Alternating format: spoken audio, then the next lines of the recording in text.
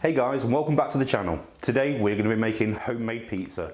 It's going to be absolutely delicious, starting with the three simplest ingredients on this planet, from the flour, the yeast to the water. All these three ingredients combined will make this absolutely delicious pizza recipe that you yourselves can do at home, real easy, real simple.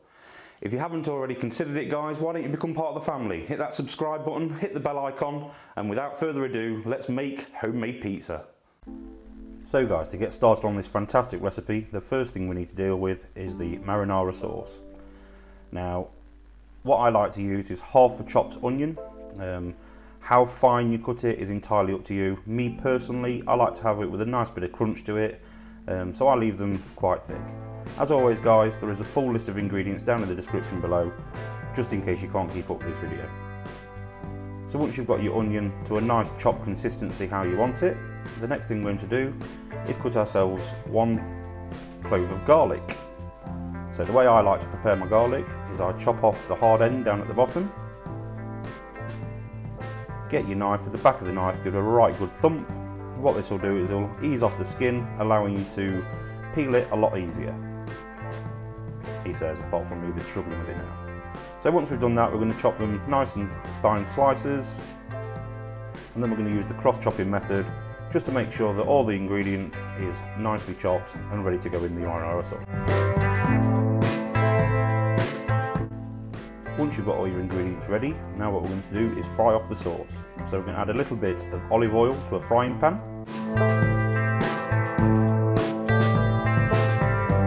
And then we're going to add our ingredients to the pan.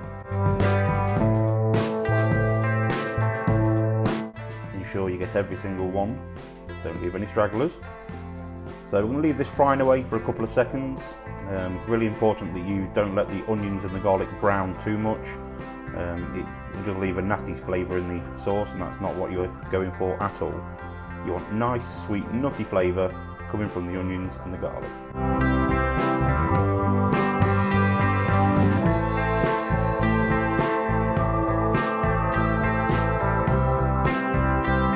So once the onions and the garlic have been cooking for a while, what we're going to do now is add some tomato passata.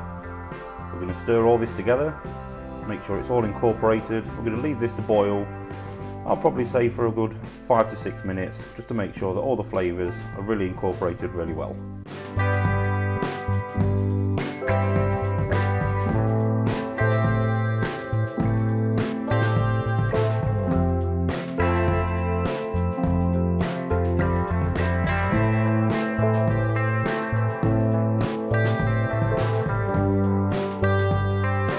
Once your sauce has been bubbling away for probably 5 to 10 minutes, it's now time to add our herbs.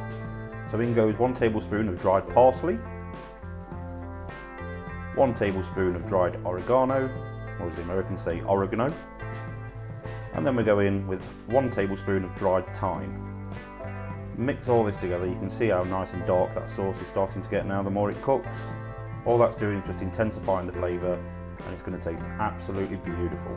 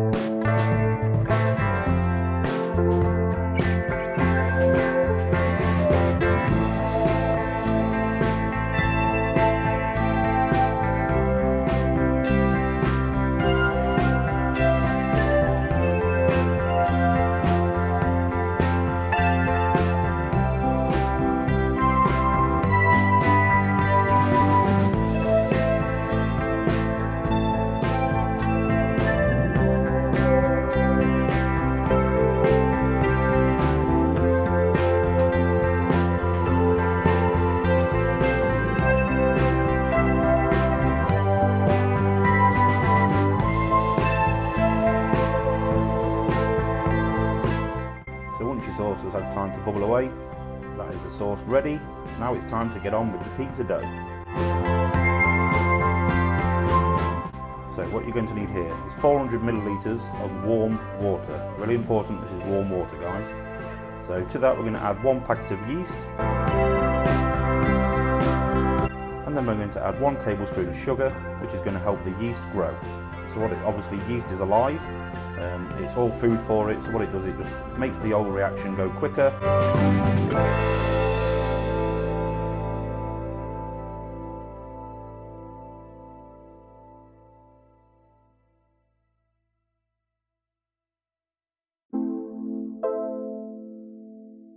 What you want to do now is leave that for a good half an hour, which gives you plenty of time to get on with your dough. So to the flour, I'm going to add quite a bit of salt. I'd probably say 2 pinches or a tablespoon of salt will be enough. Really important that you don't add the salt to the yeast mixture, because all that will do is it'll kill off the yeast and it won't work nearly as well. So to the flour, what we're going to do now is add a nice good glog of olive oil. There really is no measurement for this, it just depends how silky smooth you like your dough. The more oil you add, the smoother it gets, in theory. So add your yeast and water mixture to your flour. We're going to give that a right good mix together to start forming our dough.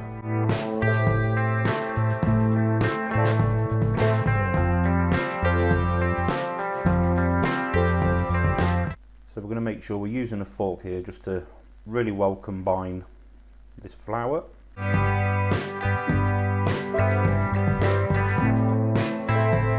This is where the start of every amazing dough comes together. So what you're going to do now is just make sure you chuck a little tiny bit of flour on your board, so obviously it doesn't stick to it.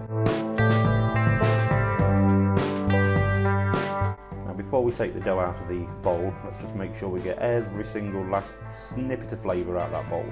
We want it all to be on the board and then eventually in your belly and not stuck left over in the bowl. So now we're going to take out our dough, so we're going to start to knead it. So this needs to be kneaded for at least 10 minutes. What you need to do is try and get a nice smooth consistency in the dough. The way I do it is I go left to right with the palm of my hand pushing down, applying pressure to it.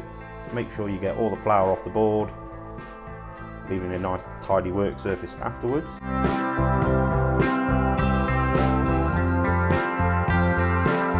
So once you've got your dough been kneaded for 10 minutes, when you apply pressure to it, what you hopefully will see is a little bit of spring back, just like that. So now what we're going to do is going to take our dough into an oiled bowl. Cover it up with cling film, and then we're going to let this dough rest for at least 2 hours. You could even do it as much as to overnight, but obviously the more time you've got the better.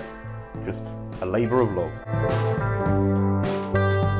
So once it's been resting, we're going to flour our board again, and we're going to roll the dough out and put it onto the board.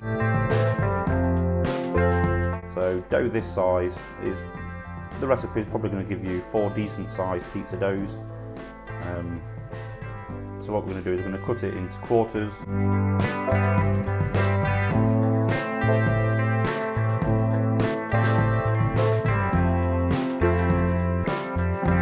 Once you've got your 4 pieces of dough, what we're going to do now is just going to mould them all into a circular shape. And then what we're going to do is we need to make sure that these rest again for at least another hour once you've got your 4 dough shapes.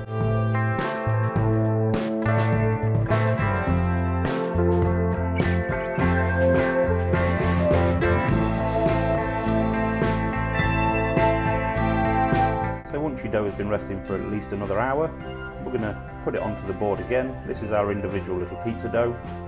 So now what we want to do is we want to mould it into a pizza shape. Now it depends how rustic you are. You can put it into the old traditional circle, you can leave it in a square, or to be fair, just chuck it however you want. It doesn't really matter. It's your own personal pizza. You've put all the love and attention into it, so you eat it how you want to eat it.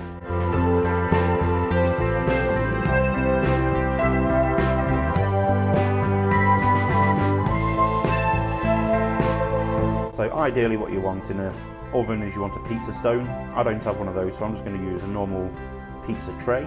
So you want to get it stretched out on there. You want the dough to be quite thin. Obviously the thicker you have it, the thicker the base is going to be, obviously.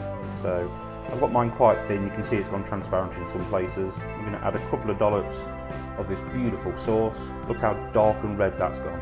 That's all that time and effort you spent in that sauce is all equal in flavour. It's going to be absolutely delicious. As you can see up close, you can still see the chunks of onion and garlic in there. that's just the way that I like it. I think it's the best way to have the pizza. You've got to have the texture there. So now what we're going to do is get some balls of mozzarella. We're just going to rip these into small pieces and put them all the way over. The size of the mozzarella you put on is completely up to you. I like to put just little chunks on so that every single bite's got a nice little bite-sized piece of cheese that's on there.